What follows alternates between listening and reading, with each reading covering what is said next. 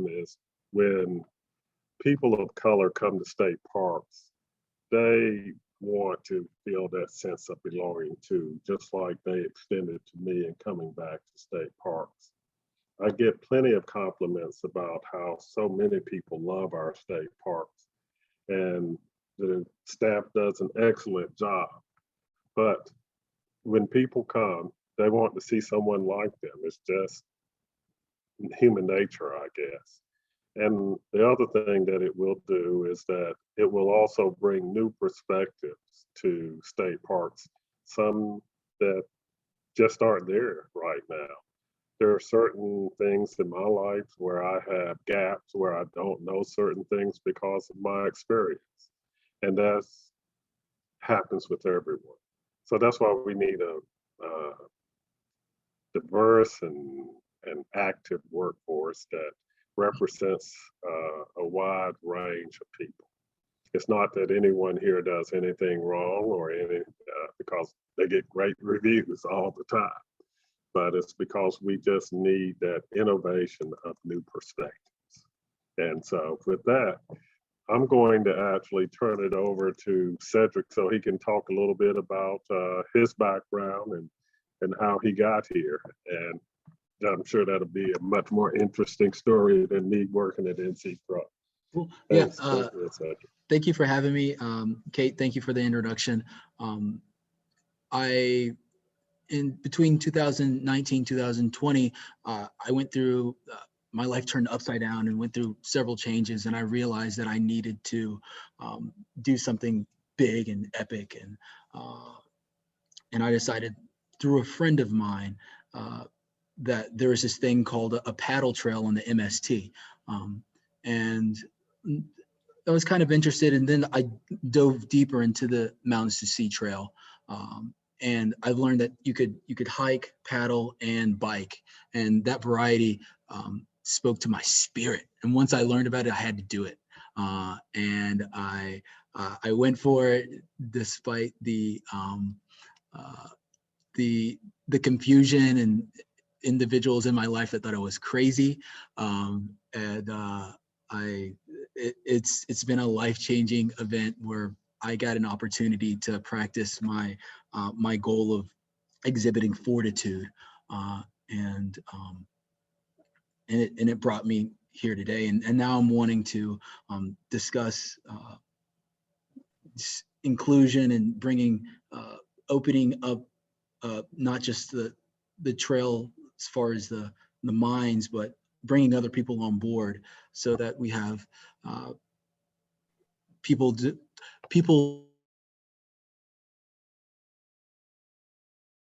That's why I'm here today. Thank you.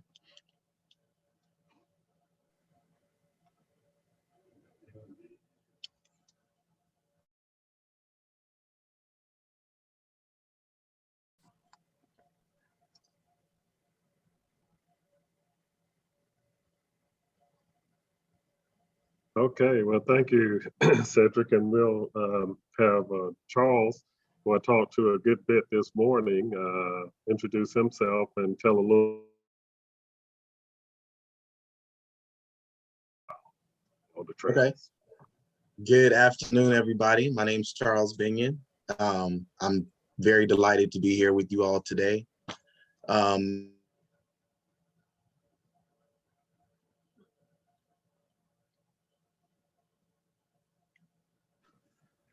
So I think Charles might have frozen for a moment. So maybe we can just give him a second to try back. And Cedric, can you tell us about the first trail and about a little bit about your experiences walking down the Mountains to Sea Trail, your first couple of days and what that was like? Yeah, the first couple of days, so I did it from west to east. So I started at Clingman's Dome in Tennessee, and that. So I'll tell you about the drive there. I drove with my my sister and my mother dropped me off. They're both. I'm a Black Indigenous person, a Black American, and my sister and mother are Black Americans too. And they're not hikers. They're not outdoorsy people. They're deathly afraid of snakes, and choosing to be outside on purpose in the way that I was choosing was something that they would never want to do. So on the way to the hike, they were saying, Cedric, if you want to turn away, if you want to, it's okay. I understand. We could find something else to do. There's several places to walk outside in Goldsboro. That wasn't happening. I already knew what I needed to do, and it was my mission, and I was gonna do it. And that first day, when I made it to my campsite, because I went more west towards Tennessee, along the AT, and I knew things were perfect. They were, it was exactly what I needed to do from my higher power, and it was exactly what was needed. And I'm gonna chat about the part that I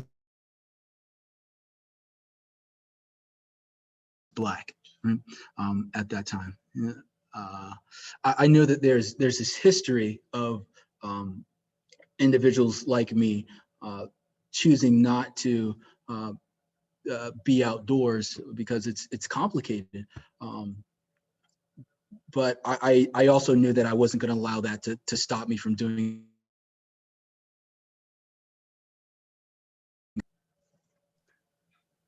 How do your parents feel about it now, and your sister and your family? Yeah, they're with proud you that still going around. They're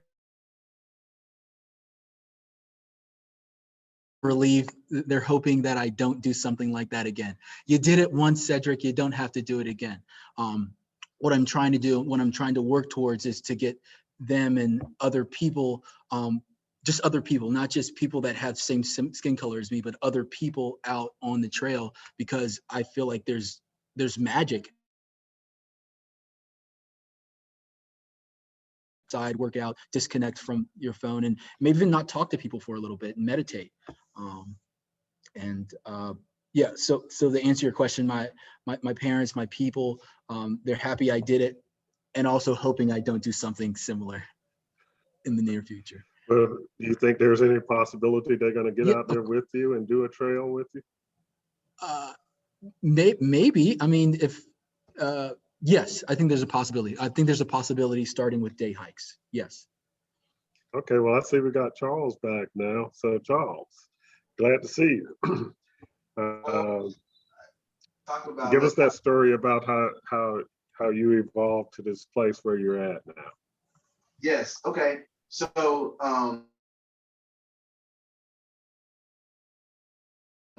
been working in banking out of college, and I kind of got to the point where I really needed an outlet. And so I went on this hike with a group of friends, and I came back from Laurel Mountain just like on a cloud. And that summer, one of the founders was actually on the hike as well, Lisa Colvin, and she was friends with Ali Steele, which is the third member of Visavod. And I actually met him through some acquaintances, and he invited us on a hike to South Mountain State Park.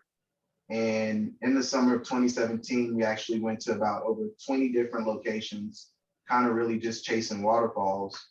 And the feedback we would get, what country, where are you at, what island are you on? We just want to be a part of it. So we kind of decided on a name. The name is It's a Vibe.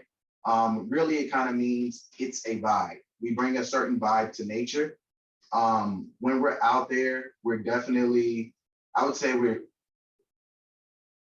one with it all. It's something to where it helps just your mental health, how you feel overall when you're outside.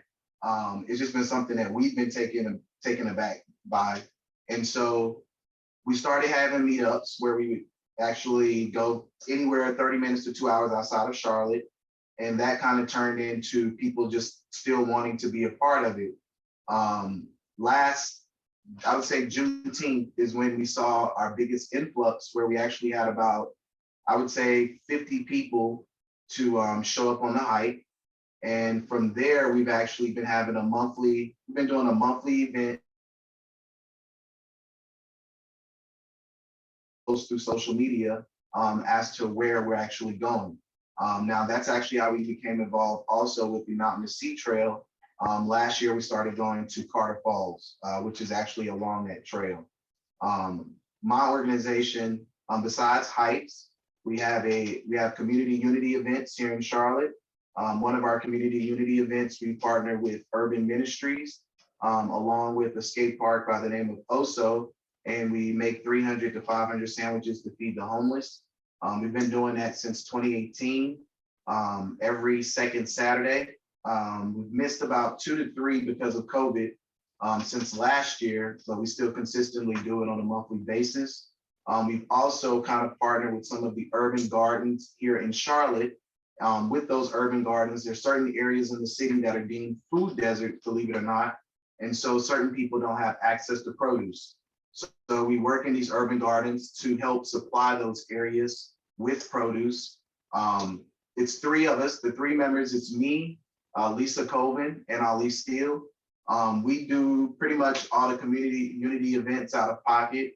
And for the hikes, we do charge anywhere from $7 to $15. What we look to eventually do, we've taken kids, one of the high schools we've worked with is West Charlotte, where we've actually been able to take out some of the kids that actually never have been hiking to Crowder's Mountain. Besides that, we just have our random meetups once a month. Currently right now, we're in the process of trying to secure transportation. We normally have everyone meets up at a location here in Charlotte and we carpool together. So my mission here, and I actually had it for you for It's a Vibe Adventures. Give me just a second. So our mission is to make nature a preferred destination for all ethnicities by exposing people of color to various indoor and outdoor activities, all while providing a welcoming, loving, and fun atmosphere. All of us, we love people, we love life. One of the things that helps us thrive is that we're actually in the community. So a lot of times, you have people that kind of maybe want to help, or they want to hide behind a organization that maybe are not necessarily there, but we're actually there in the community a few times a month, I would say, here in that look like me outside, because for me, the benefits, I mean, I can put, it's endless. Just from how my daily life, being able to get away from your phone, your computer, and then detach, that feeling is something that's needed. And it also, I mean, you put yourself in a positive light. It makes you feel good. And I would say the energy that I get from nature and the outdoors, I get that back from people. I get that back just from the life that I live. But thank you all. That's my story. If you would like to learn more, if you want to come out on a hike, we would love for you to come out on a hike. And this is the shirt I'm actually wearing. It's a Vibe, ISSAVIBE Adventures. Today, we have an event, the Healers Market here in Charlotte, where it's actually going to be a ton of vendors, artists performing. We have horseback riding, and we're actually doing a meet and greet today. I believe it's from 12 to 8. So I'll be leaving from here going to that. But I am excited about the Mountains to Sea Trail. One of the things we're actually going to try to do is have that completed here within the next year. But yeah, thank you for having me. Okay, Cedric, Tiffany says her mom told her, girl, you better get out in the woods, girl. But so she can identify with you a little bit. I hear her mom's voice. But, yes, it's familiar. Did you have any hiking buddies with you when you were out there on the trail, and or did you meet some out there, or did you mostly hike solo? Yeah, I mostly hike solo. I had my partner meet me for sections 1 for the mountain section and the Piedmont section, Aliana, and that was outstanding to have another human that I knew outside that I really loved and cared for with me. But outside of that, I met some people along the trails for a couple of hours. But there was no people that were doing the Mountains to Sea Trail. I met no individuals, no through hikers. One of the reasons I feel like I believe that I don't have a trail name because family, rolling with you, walking with you, hiking, biking with you. But the people that I met along the way, they were they get it. They get it. They get the magic. They get the power of the outdoors because like, hey, we're doing the same thing. And I feel like it was this really cool, humanizing type way of coming together after this huge separation with COVID and political tensions. It felt good to see people outside and say, hey, I see you. And we're doing the same thing. And I hope you have a great day. How do you get, Charles, let me ask you, how do you get people to overcome that fear of minorities, to overcome that fear of hiking and what's some of the reactions that into the wilds of the world? Well, one of the things first, some people have a fear of bugs. They hate the bugs. So just for those, we try to overcome their fear with, maybe a little bug spray or letting them know, it's not going to affect you as much. I think one of the biggest things for us is our social media presence and people being able to see it. And I think when people see themselves, especially with a group, in the outdoors, that's kind of one of the things where it's like, okay, well, I see them. And because I see them, I think I can do it. And just staying on top of them. I mean, I'm gonna be honest, when we have events, I'm the person that I'm gonna send it to you a few times a week. Oh, well, you know what? I'll catch you on the next month. I'll catch you on the month after. But eventually, when they decide to come out, we have a lot of, I would say, repeat offenders. People that definitely, they constantly come out, they constantly want more. And the biggest thing being here in Charlotte, a lot of people just don't know what's around them. It's so much around them. We don't go more than 2 hours. We try not to go more than 2 hours out, just so we're able to make it a day trip. On a lot of our hikes, but there's a lot to do and explore if you can just kind of step out what you're normally used to. And so, yeah, just them seeing us and that social media presence, they're willing and say, okay, well, you know what? I'll give it a chance.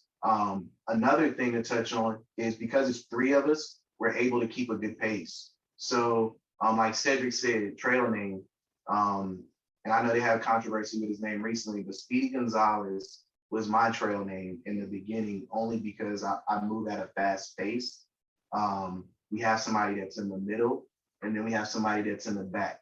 So we try to make sure that we accommodate everyone's level, because of course, everyone's not gonna move at the same speed. So that really helps when you have someone that's maybe, we have ages from 5 all the way up to 65, people with a knee brace, or, just things, different elements, knowing those things with the people that come out. But when you're able to kind of take your time and be patient, that also helps. And people see that and they're like, okay, we need this. I felt great coming out here for the first time doing this today.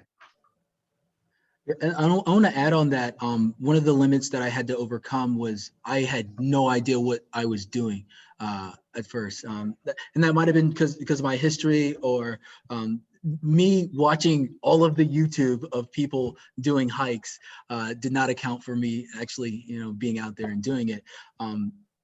But I knew I needed to do it too. So using common sense, of course, and also having asking other people and talking like, hey, how's the trail up?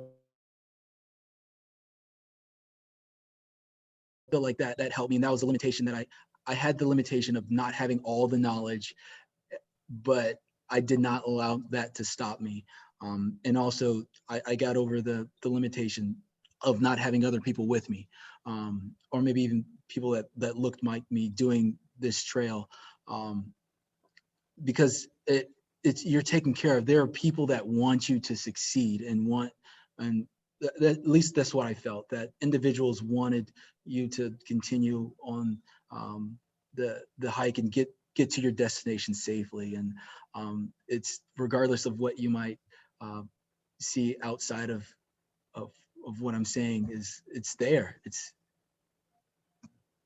I will say that my knowledge of a lot of the volunteers and people in the MST, they do want you to succeed. And so every chance you get to be a part of this group, that will be reinforced.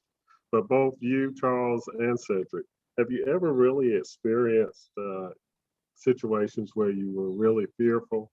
I guess not as much with Charles because he was with the group, but you might have gotten alone by yourself. How did that fear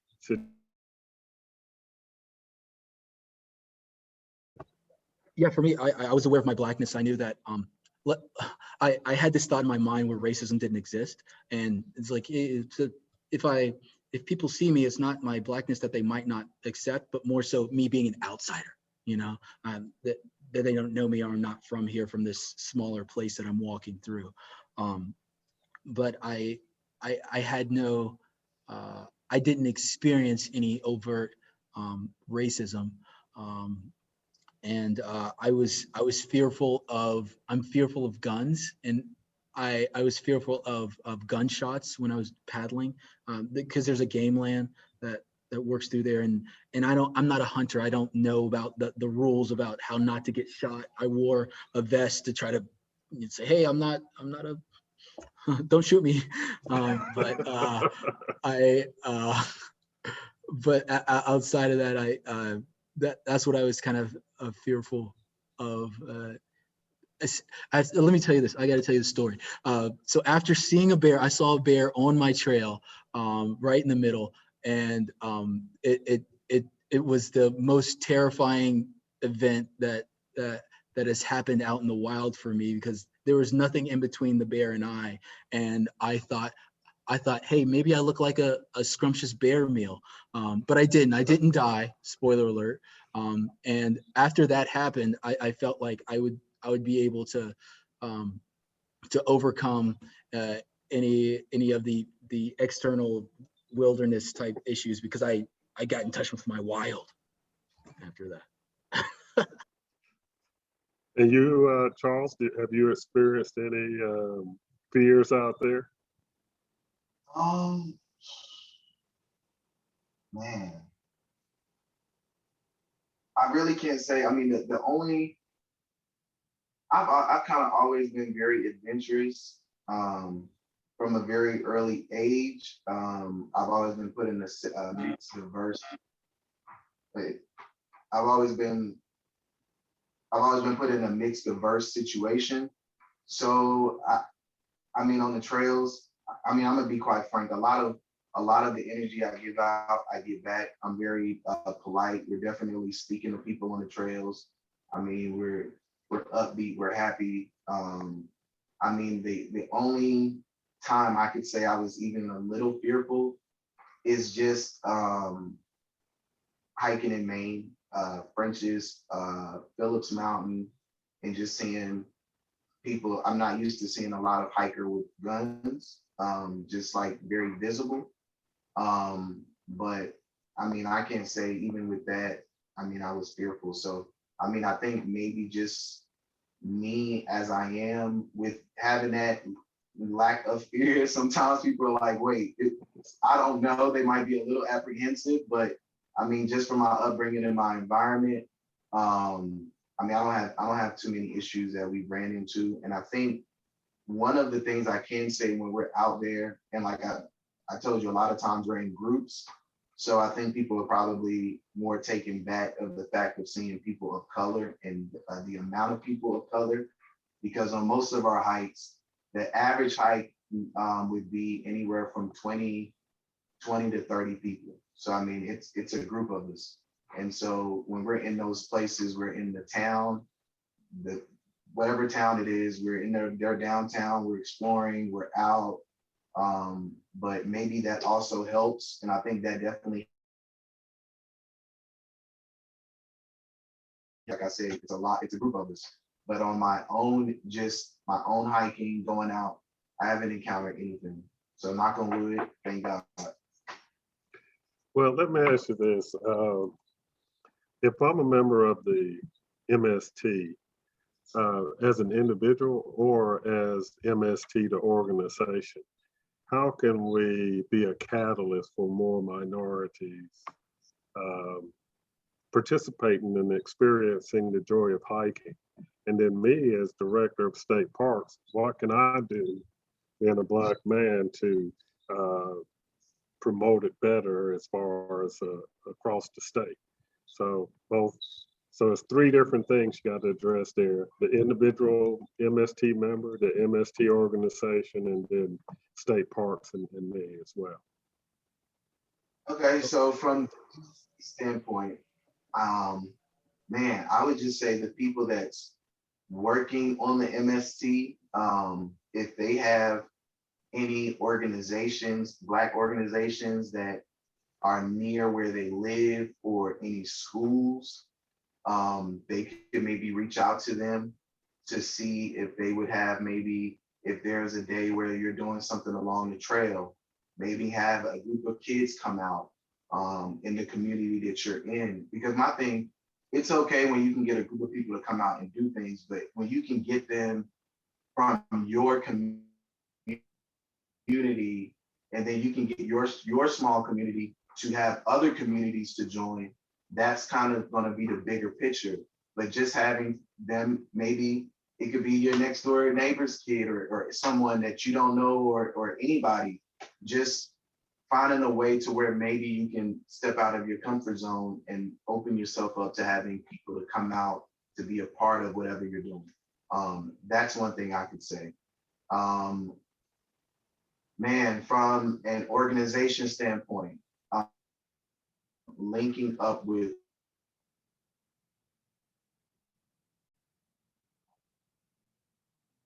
already doing this divine interest. I know of Outdoor Afro.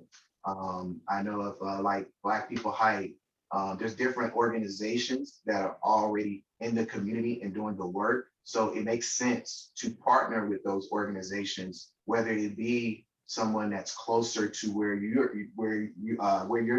central location is, or even if they're not necessarily, if you don't have someone that's near an organization that you know that's near you, or if you just recently heard of an organization, maybe see how you can schedule events with those organizations. And then that way you have someone that's part of the MST that's with another organization, and maybe the goal and the missions align. And now they're bringing people out from their community, and now they're becoming more knowledgeable about the MST.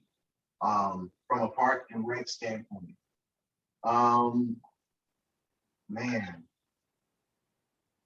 having more people on the ground that look like me and you. Like I've been in banking since I'm 36 years old, since college, and my transition is to the outdoors, and that's where I see myself being for the rest of my life. But having people that I don't necessarily, when I go to a state park, I don't see a lot of people that look like me. I don't. Even the people that work there. And not to take anything against the people that work there, because a lot of times the people I've interacted that work at state parks, they're great. They're friendly.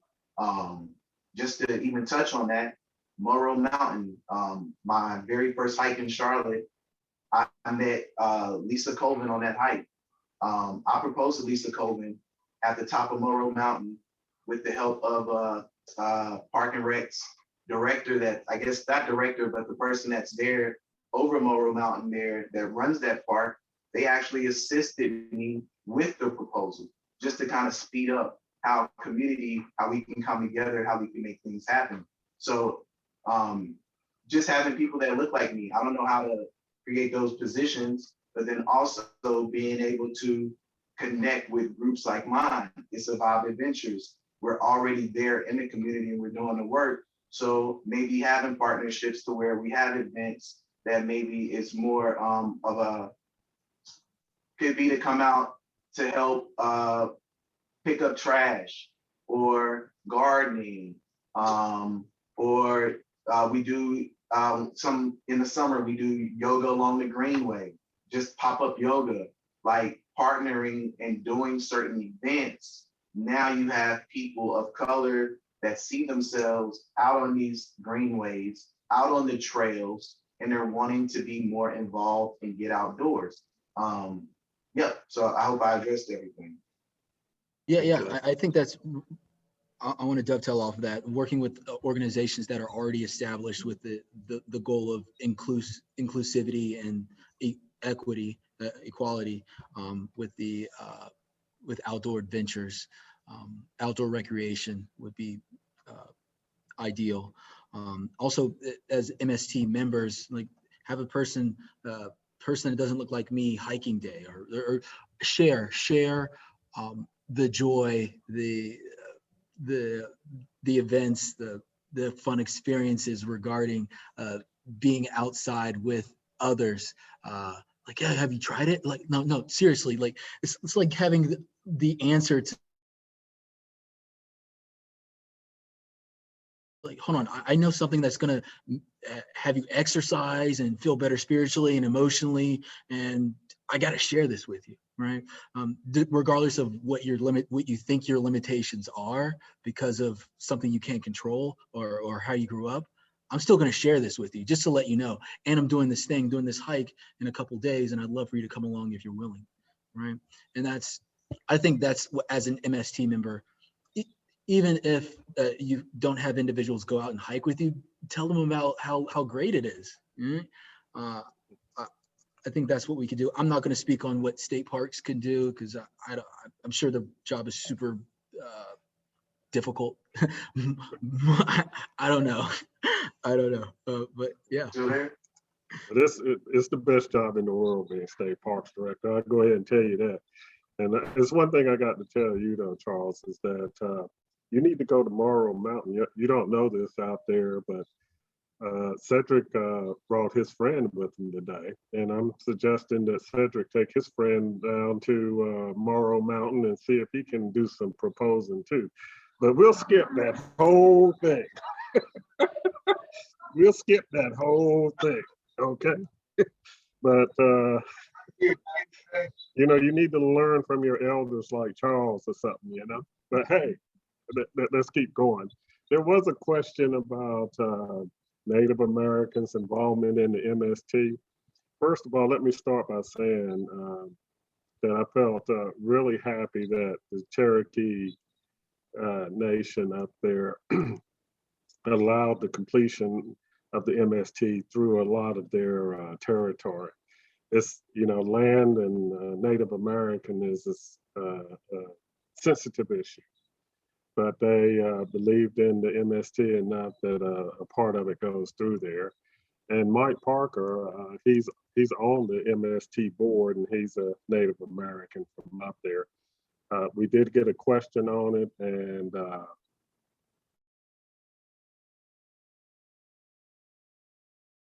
I just wanted to make sure everyone was aware of it. And there was another question about state parks doing internships and training. We this year hired 15 interns in addition to our regular cadre of interns, specifically from HBCUs that will be working in state parks this summer.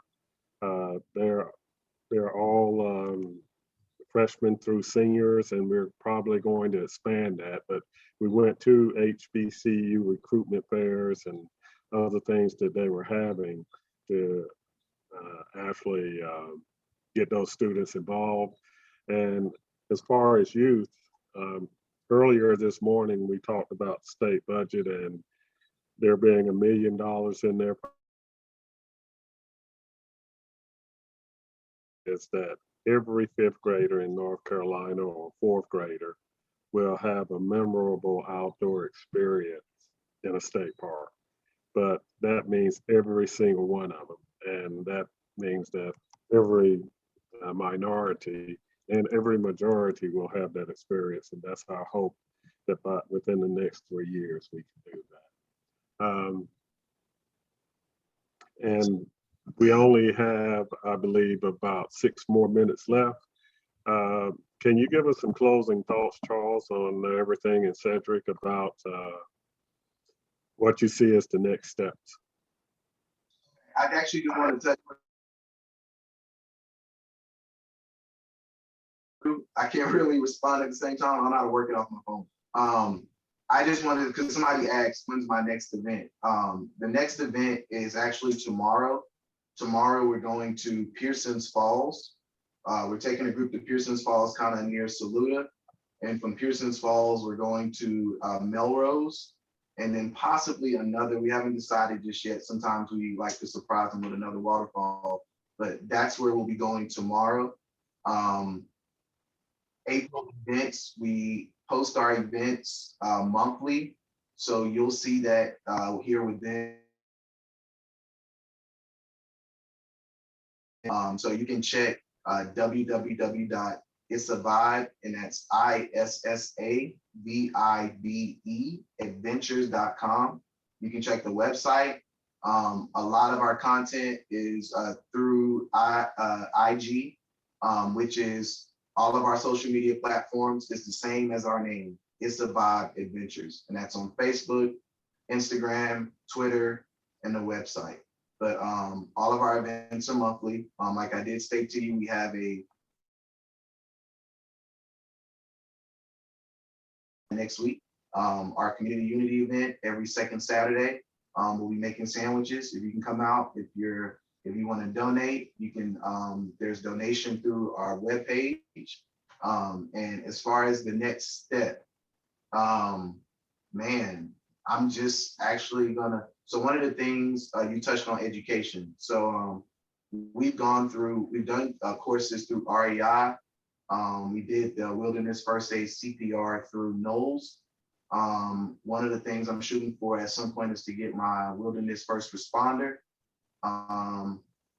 Outside of that, our group, you can look to catch us on the water. We went through the ACA, and we are kayaking instructors, level 1 and 2. So besides hiking, we will be getting our people out on the water this summer. So look for that. And outside of that, if you're somebody that loves the outdoors, if you love life, if you're tired of the same old, if you want to go out with a group of people that have a very positive outlook on life, that are in their community, that actually care, they actually do care. It's not just for play or for show. Come out, be a part of Issavibe Adventures. Stay updated, look for us. And as far as the next step, I would say, like I said, if you can engage people that don't normally look like you, that are in your community, find a way, no matter how big, how small, we all play a part, we all matter. I look forward to working with you, Mr. Wayne. Well, I keep saying Mr., and I know you told me don't say Mr., and I'm so used to that, but Wayne, I'm looking forward to with you. I hope that Issavibe Adventures at some point can work with Parks and Recs. And then Cedric, I would love for you to come out on a hike if you can, or if there's a way that I can be a part of something you have going on, or if we can, let me know. As far as the MST, when we're in certain spaces, if there's a way that I can connect with someone to where maybe someone from the MST can come out to Issavibe Adventures hike, or any event that we have, if that's not actually here in Charlotte and we're somewhere near your city or your town, that would be great. But yeah, outside of that, I just wish nothing but the best for everybody on the rest of their day. And it's unfortunate the other 2 members couldn't be here. I'm actually late, which is it's okay, but to the event, I have to members. So everything that I say, I represent. I think he froze. Yeah, sorry to cut you Go off. ahead, Yeah. Cedric. And you Yeah, can, so parting thoughts. This is a So I just okay. Go ahead. yeah. Thanks, Charles. We're coming from a Black male cisgender lens, and this is my hope is that we're able to discuss the inclusivity and the MST and bringing other people on board. And what I want to communicate is my hope is that you look at to do something that you'd like to do, like going outside and walking or biking or paddling. Please just get out there and share this amazing gift of allowing yourself of doing an amazing thing, like giving yourself in the environment a chance to have your attention. I'm a professional doubter. That means that in my brain, I go through a lot of, I went through a lot of doubts. So if any of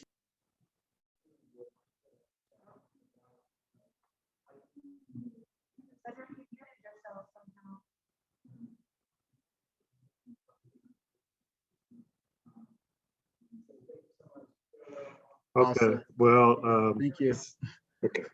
All right. Well, thank you for everything. And it's been great chatting with you, and I'm sure we'll be chatting a lot more in the future. I just want to take one last minute to say that I wasn't able to say it this morning because I didn't know, but I really feel a sense of loss with the one-day retirement of Kate. She's been a pleasure to work with, and I'm just going to miss you, Kate. And I just wanted to say that and express the extreme sense of loss that I feel with her upcoming retirement a year from today. But I'm gonna get a lot of work out of it between now and next year. So hey, get ready to ride that wild bull. Let's go, and thanks you guys. And I will make sure you go to Morrow Mountain. Seth. Bye bye.